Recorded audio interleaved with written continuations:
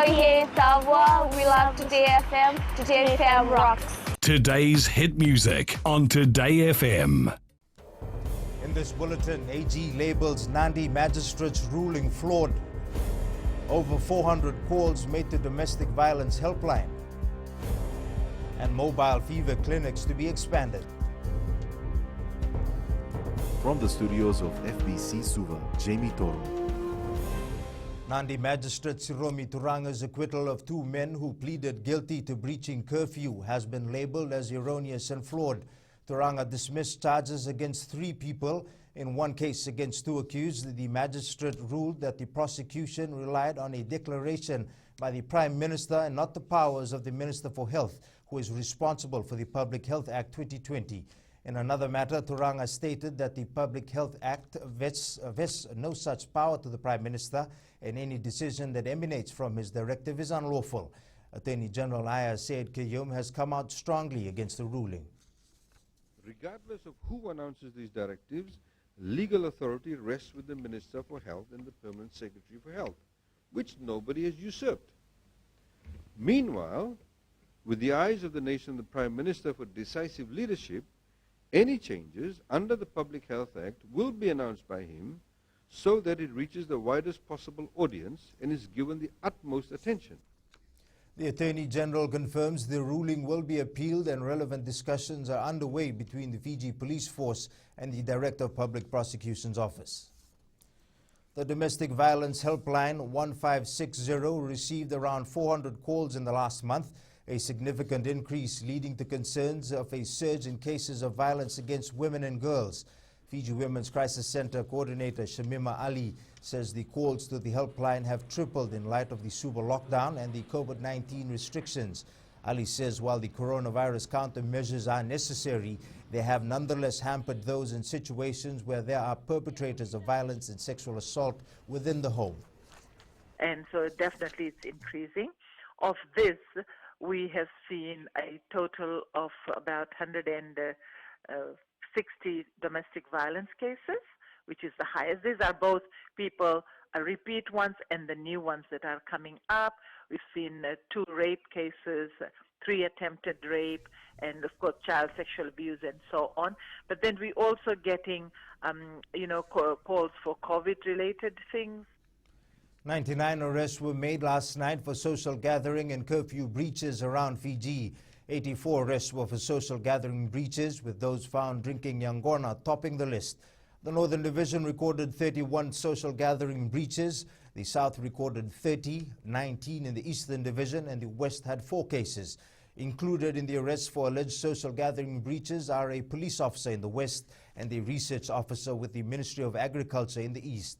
15 arrests were made for breach of curfew, with the Southern Division recording 7 cases, while the West and East both recorded 4 cases each.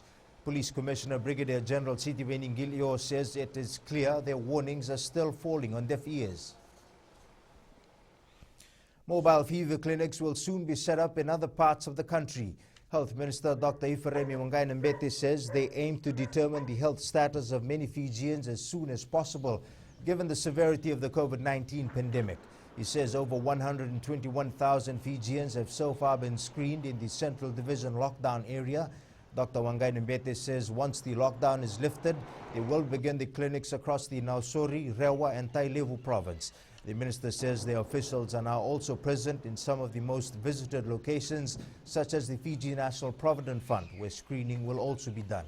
Dr. Wangai-Nambete has once again pleaded that Fijians take the screening when officials visit their homes as a measure to safeguard Fiji from the deadly virus.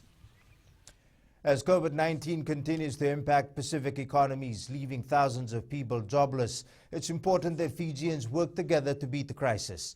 UN Resident Coordinator Sanaka Samarasinha says Fiji's coronavirus challenge has been heightened by the devastation caused by Tropical Cyclone Harold.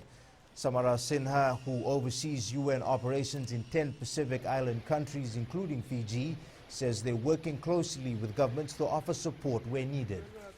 Some of the challenges are much the same as everywhere else in terms of making sure that that people are tested, that people are safe, that social distancing actually sinks in, people follow the policies.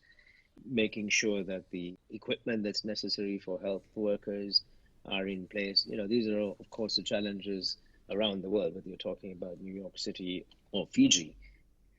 Economist Dr. Rohit Kishore says the COVID-19 pandemic has come at the worst time. He believes there is no easy way out and all stakeholders will need to work together. Dr. Kishore adds a committee needs to be set up to look at economic planning going forward. He adds the global economy was already fragile before the virus hit us. It has come to the worst time. It has come at the worst time when the world economy was slowing down, and likewise we were slowing down. If you look at our economy before coronavirus hit us, we were going down from 3 to 0.2 to 2.7, going down towards 1. A number of women have shown strength in the face of financial hardships after losing their jobs due to the COVID-19 pandemic. 56-year-old Mbulo Eleanor from Kandavu, who has lived off the ocean her whole life, is now motivating her daughters to use their traditional knowledge and tap into the abundance of natural resources. My 2 daughters have been laid off from their respective workplaces. Considering the trying times we are in today, I told my daughters that we need to resort to fishing, collecting kekos and lumi for our sustenance. Up ahead, Keane, one of 8 nominees, and FNRL hopes for the best. This and more coming up.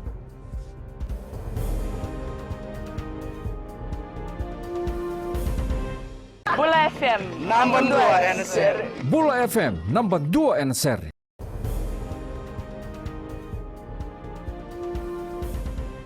Fiji Rugby Union Chair Commander Francis Keane is one of 8 nominees for the 7 available positions on the World Rugby Executive Committee. Commander Keane was nominated by the FRU and seconded by the France Rugby Union.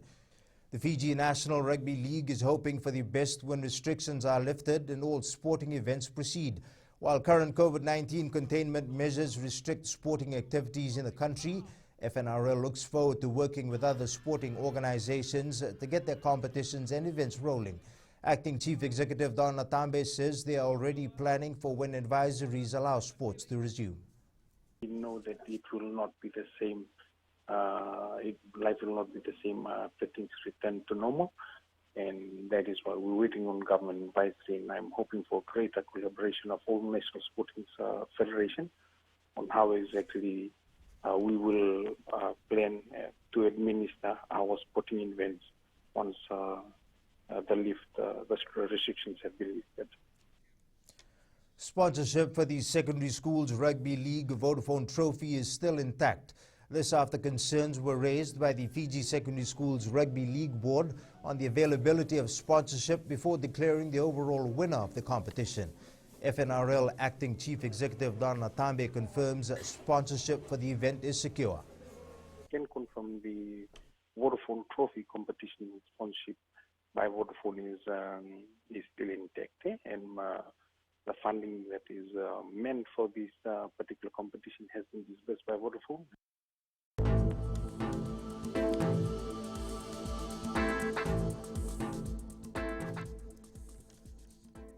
Cloudy periods with some showers and isolated thunderstorms are expected over the eastern half of Vanua Levu, Taveuni and nearby smaller islands, as well as the northern Lau group. For tomorrow, find apart from afternoon or evening showers. That's your FBC News Now. You can join us again at 7 p.m. for our major bulletin. And for these stories and others, you can tune in daily to our sister radio station Gold FM or get updates as they happen on the FBC News website. That's fbc.com.fj.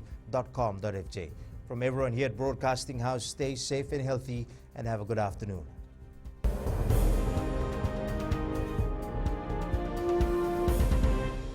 Bula FM, number 2 NSR. Bula FM, number 2 NSR.